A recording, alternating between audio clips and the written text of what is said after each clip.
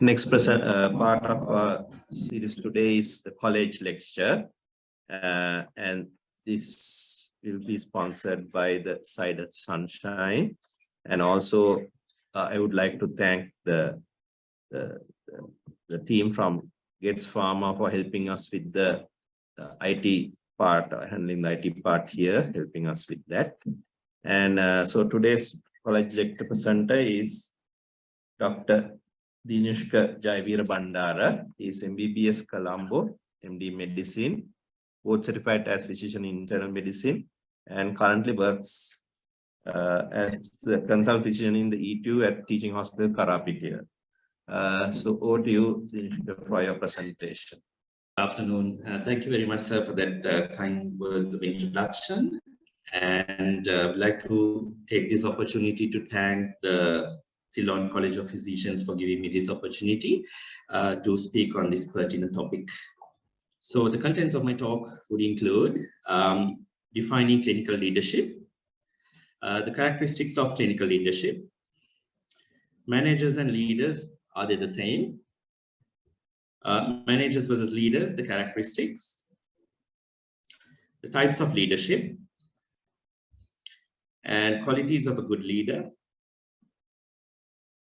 and the benefits of an effective team under a good clinical leadership in a healthcare setup, and the key features of well-functioning multidisciplinary teams, how to develop trust in teams, and factors that undermine effective decision-making, understanding yourself as a leader, leadership derailers, and a few case scenarios to finish off my talk. The summary. So what is clinical leadership? Leadership involves setting a vision for people and inspiring and setting organizational values and strategic direction.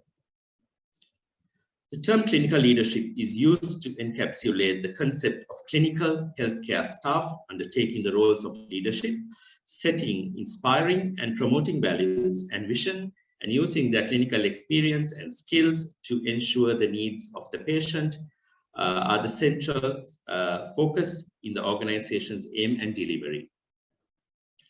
Clinical leadership is key to both in promoting high-quality clinical care and transforming services to achieve higher levels of excellence. There's a role for clinical leadership at every level in healthcare organizations and systems. Clinical leadership is in an organization leads to both high quality care and value for money. So what are the characteristics of clinical leadership? Clinical leadership is vital to the success of healthcare organizations. Good clinical leadership is associated with high quality and cost-effective care. Clinical leadership engages healthcare professionals in setting direction and implementing change. Effective clinical leadership is multidisciplinary. Clinical leadership is needed at every level, be it at the level of the institution or level at the individual practice. So a little bit of managers and leaders, are they the same? The answer is no. In this table, you can appreciate the characteristics of the managers and the leaders. So to run you through briefly, the power base, if you take, for example, is authoritarian in management and charismatic in leadership. The style is transactional, whereas in leadership, it is transformational. The response is reactive, whereas in leadership, it's proactive. And the objectives, managing the workload, whereas leading people is the characteristic of leadership. And the motivator is in management, offering incentives, and in leadership, it is to inspiration. Regarding the needs, it's objectives in management and vision in leadership. And the desires in management, it's results, and it's achievements and excellence in leadership. And running through to outcomes, the manager takes the credit, whereas the leader will give the credit. And the blame management is attributes blame in management, and the leader takes the blame. So there are quite a few differences in management and leadership. So managers are people who do things right, and leaders are people who do the right thing. Management is concerned with providing order and consistency, while leadership is about producing change and movement.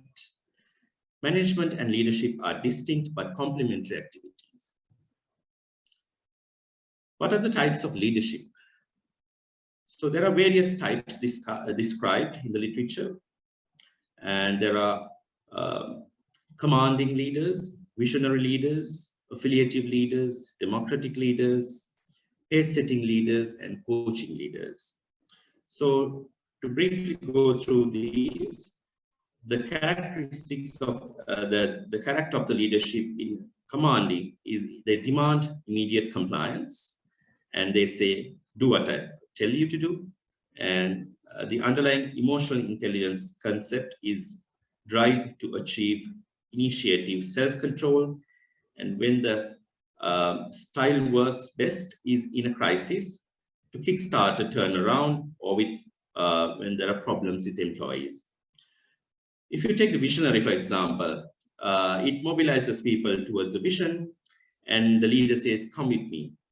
And the leader offers self-confidence, empathy, and a catalyst for change. And it is useful when a clear direction is needed. And the affiliative type of leader creates harmony and builds emotional bonds. And he says people comes first, and is empathetic, building relationships and communication is important. And it's important to motivate people during stressful circumstances. When it comes to the democratic type of leader, it forges the consensus through participation. He asks, what do you think? And there is collaboration, team leadership, and communication. And to get input from is valuable. And going next to the pace-setting leader, he sets high standards for performance, and he says, do as I do now.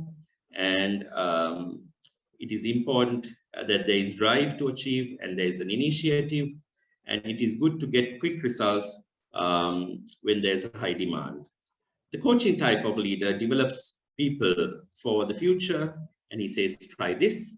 And the developing others and empathy and self-awareness are the emotional characteristics. And it's important to help an employee improve and to develop. Any good leader should consist of the following qualities: emotional awareness of the followers or the employees, understanding the skills required, communicate well, strike a work-life balance, which is very important, shared responsibility, and accountability, and also be open to criticism. What are the benefits of an effective team under good clinical leadership in a healthcare setup?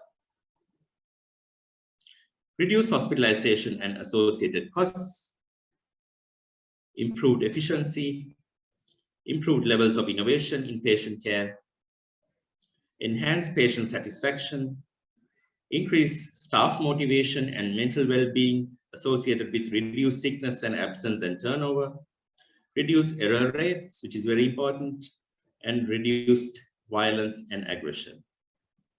And it also lowers patient mortality. The key points for well-functioning multidisciplinary teams.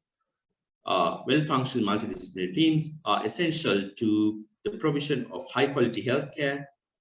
Clarity of leadership is a key predictor of clinical team effectiveness.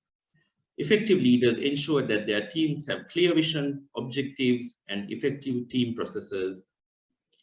Team members in effective teams report high levels of role clarity, trust, safety, and support. Teams do not work in isolation, as you know, and effective inter-team relationships are as important as good in-team relationships. How to develop trust in teams? This is also an important concept. So provide opportunities for team members to discuss values and aspirations, highlight interdependency of outcomes, ensure role clarity and good information flow, encourage team members to take appropriate risks, talk positively about team members and others outside of the team, and the factors which undermine effective team decision-making. There are social conformities, there are skills involved, and the individual dominance and the status and hierarchy. So if you take the social conformity, the individuals may withhold opinions or information which appears to be contrary to the majority's view. When it comes to skills, those who have excellent presentation skills may unduly influence others in the team. Individual dominance, the airtime, and expertise are correlated in high-performing teams and uncorrelated in poorly performing teams. And more senior members of the team may have an undue influence and may inhibit others from contributing their views. So understanding yourself as a leader is also an important concept. So when you check the personality types and the leadership, there is a correlation. So you need to understand whether you are an introvert or an extrovert. So extroverts will be energized by people, talk their way through problems, whereas the introverts will they are energized by ideas, prefer time for reflection, may not express ideas openly. When it comes to sensors versus intuitives, the sensors focus on data, facts, and the present, whereas the intuitives focus on the possibilities and the future, and they see the bigger picture. When it comes to thinkers, they make decisions based on objective data and logic, whereas the feelers makes decisions based on the values and feelings.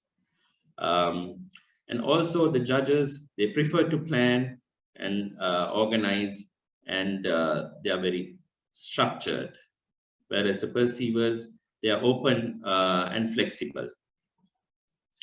Understanding yourself as a leader is very important, and each leader has a unique set of gifts which may help them in some situations and hinder them in others. Different ways of leading may have different implications for patient care. Effective leaders ensure that they appropriate and deploy the different gifts of those in their teams. Being predisposed to a certain personality type does not prevent leaders from leading in certain ways, but it can make it more difficult sometimes. And it means, for example, that a leader who is not naturally communicative can learn ways to improve, but development may take a long time and may be slow. And ultimately, a good leader will recognize and accept his strengths and weaknesses and delegate other team members who have different strengths to carry out tasks. Regarding emotional intelligence and leadership, another important concept, effective leadership is more than simply being self-aware. It also requires being aware of the impact that you have on others and being able to manage this appropriately. Many clinical leaders are intelligent and effective in their technical field, but may be less emotionally intelligent. Emotional intelligence, known as EI or EQ, is now widely considered a core component of managerial and professional effectiveness. Self-awareness, emotional self-awareness, accurate self-assessments and self-confidence is important, and self-management, which includes self-control, trustworthiness, conscientiousness, adaptability, achievement orientation, readiness to take the initiative. And social awareness includes empathy, organizational awareness, and service orientation. And social skills include vision, influence, communication, and ability to catalyze. The leader and the team. Leaders who are emotionally sensitive and agreeable may be more likely to notice and act on signs of stress in their colleagues. They are also more likely to show appreciation and to accommodate people's needs. They need, however, to prevent their desire for acceptance and approval from hindering their willingness to handle conflict. On the other hand, leaders who are more disagreeable, more competitive, skeptical, and even antagonistic may be well equipped to make controversial decisions or tackle underperformance without fear or disapproval. Such leaders can often achieve significant results in the times of crisis. Leadership derailers. Leadership effectiveness is not just a matter of having enough of the right stuff. It is also a matter of not having too much of the wrong stuff. Poor leadership is not just an absence of technical skills. The attributes for which many leaders are valued and that contribute to their achievements are invariably the same characteristics that may be responsible for their downfall as well. When leaders are exposed to particular stress or pressure, for example, the transition to a new role, pressure to deliver results, or to build a new team, they may overplay some of their natural strengths to the point of becoming counterproductive. Thus, strengths become weaknesses and ultimately leads to dysfunctional behavior. A few examples: an enthusiastic leader may be criticized as volatile and unpredictable. A careful leader may be criticized as indecisive. A shrewd leader may be criticized as mistrustful or vindictive. An independent leader may be criticized as withdrawn or detached. And a focused leader may be criticized as being stubborn, fixed on their own agenda. So we come to the final part of my talk, a few case scenarios to wrap it all up. In the morning today, Dr. De Silva, the consultant who is in charge of the medical ward that was on take on the previous night, was approached by grieving children whose father had passed away the same night in the ward. They attributed his death to lack of proper medical care due to the doctors' trade union action. He told them that he was not informed about their father's hospital admission and denied any responsibility regarding their father's death. When his junior doctors abandoned the trade union action and turned up to work later in the morning, he chased them away from the ward. So if you were the consultant handling this situation, how would you manage this situation? A moment to think about. Second case. The following situation has developed after the appointment of Dr. Pereira, a recently board certified consultant, to share the medical ward which was previously under Dr. Fernando's care. Dr. Fernando does the ward rounds in the morning and gets annoyed in the ward and is not arranged, if the ward is not arranged the way he wants. And the ward rounds are very stressful for the doctors and the nurses. He likes hardworking, he's assertive, and he likes hardworking and assertive doctors, but dislikes slow and timid personalities. However, his clinical decisions are good, and he has the intention to provide good care for the patients, although he's not very keen in teaching. So Dr. Pereira is a friendly and has an overall understanding of the problems within the unit, which he has grasped within a short period of time, and he's aware about the personal hardships of the team members, and he encouraged working as a team and compliments good work. So Dr. Pereira wants to start up a weekly clinical meeting to improve the knowledge, skills, and the attitude of the ward doctors, and to improve the quality of care to the patients indirectly. And he wants to get Dr. Fernando's help as well. So how will you approach Dr. Fernando as a leader? Third and final case. Dr. Inoka is a newly appointed consultant physician in a peripheral hospital. She completed her training recently and has arrived at her post eager to make a change. She prefers to have a medical officer on call to her unit every night to provide a better care for sick patients. However, medical officers believe it is unnecessary as all sick patients are being transferred to the nearby district hospital. She notices that the ward medical staff and sister are frequently suggesting to transfer stable patients to the nearby district hospital, in contrary to her clinical judgment.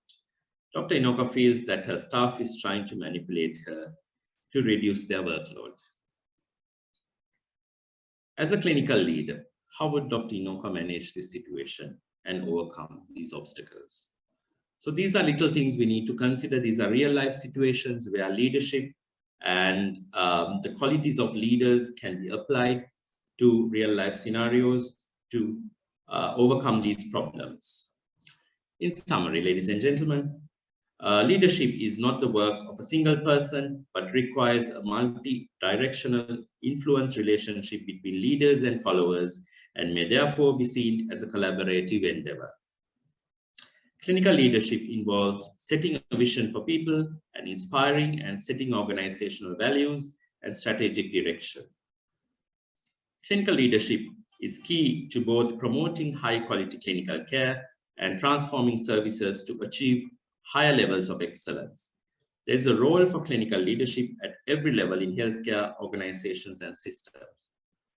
Management and leadership are distinct but complementary activities. An effective team can do wonders under good leadership. Developing trust in teams is crucial for its long-term function. Leadership effectiveness is not just a matter of having enough of the right stuff, it is also a matter of not having too much of the wrong stuff. Poor leadership is not just an absence of technical skills. The emotional intelligence, also known as EQ, is now widely considered a core concept in order to manage teams effectively. And I thank you for your patient listening.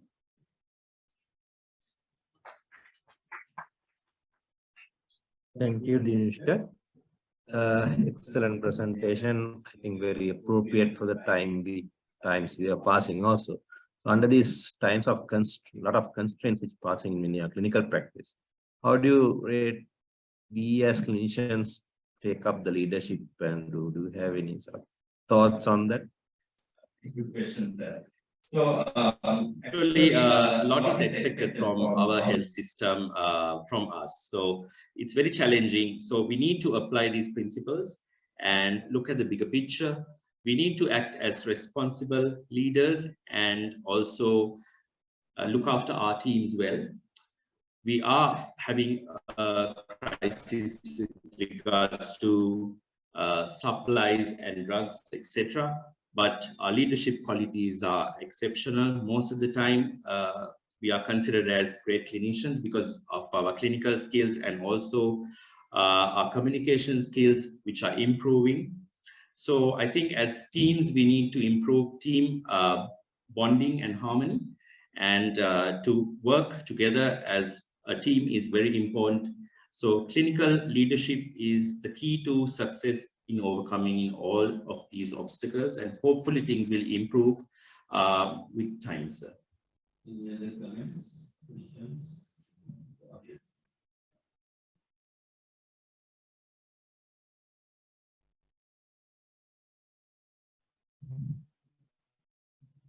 Yeah, presentation. While making this presentation, you must have think about the political leaders also. To assess our political leadership. Yeah, it's a good question. So I mainly focus my talk on clinical leadership. So leadership can be in various aspects, for example, in politics, in sports, in medicine. So political leadership is a totally a different story, but the principles of leadership do apply there. So good leaders have to attribute these good characteristics, and through experience, they have to address the common problems and come to some rational solutions. So I think these basic principles can be applied to most of these situations.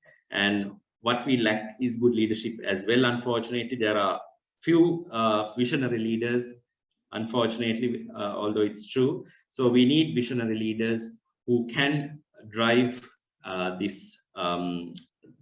be catalytic and drive, make a very good impact and have a driving force towards solving all these problems. Beg your pardon. So hopefully someone or leader will emerge as time goes and as the opportunity arrives. Yes, Sashank.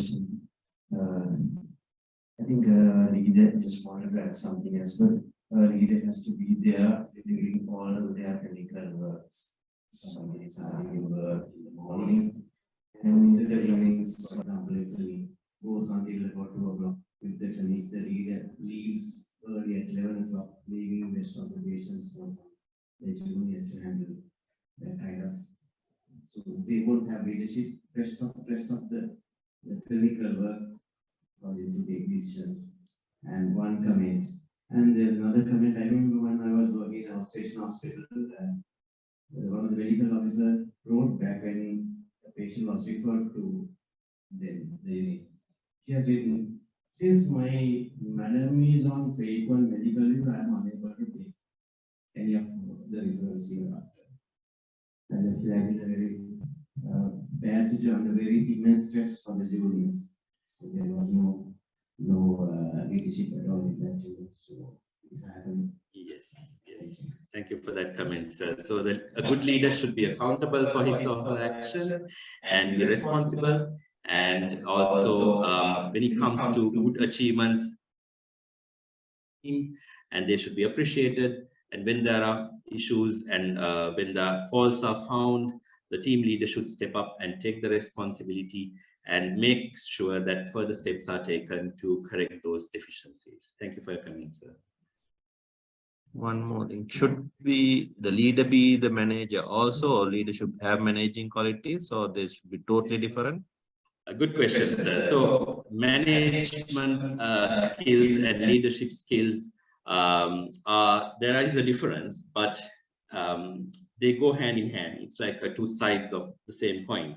So sometimes we are forced to be managers rather than leaders, but we should know where to draw the line and get hold of the situation and work as good leaders as well, because sometimes the job needs to be done. So in that situation, we have to adapt and make sure certain changes are made so that the job is done. But in the interim, we should make sure that the team dynamics are not altered or harmed, and everyone at the end of the day feels happy and content with what they do at whatever level. Thank you very much, Dinushka. That's a very good initiative taken by the CCP into this topic, and I wonder whether as CCP, they are very good forum, we are having the future clinicians and future leaders of our clinical work, and get our senior registrar training on leadership as well. Yes, I think that's a very good thought, sir, because we are invariably asked to take the leading role at some point. So that having that skill and experience very useful and life-saving as well. Yeah, the CCP has initiated that actually from last year. I think Dinushka was part of it, where we got the help of the Royal College of Physicians to have a workshop, work on that. And the moment we are continuing that work, trying to set up modules so that we can go to different hospitals and talk to not only the consultant, not to trainees, but including the medical officers, because the leadership can be at different levels. So when it's a team. So that initiative is there with the CCP. Hopefully we can come out with the module this year. Professor P.L. and then Professor Arusha Disana is working on that. And so hopefully, actually it's part of the CCP to get this leadership qualities in our people, clinicians to a higher level. We will need that, especially under these circumstances. So thank you very much, Dinushka, for coming from all the way from Gaul, taking up my invitation and giving excellent lecture. This will be recorded and they will be on our YouTube. So there will be, hopefully there will be more people looking into that, and something which we need to think about other than doing our clinical stuff as well. Thank you, Dinushka. For presentation, we have a certificate for you. And thank you everyone for participating in today's event.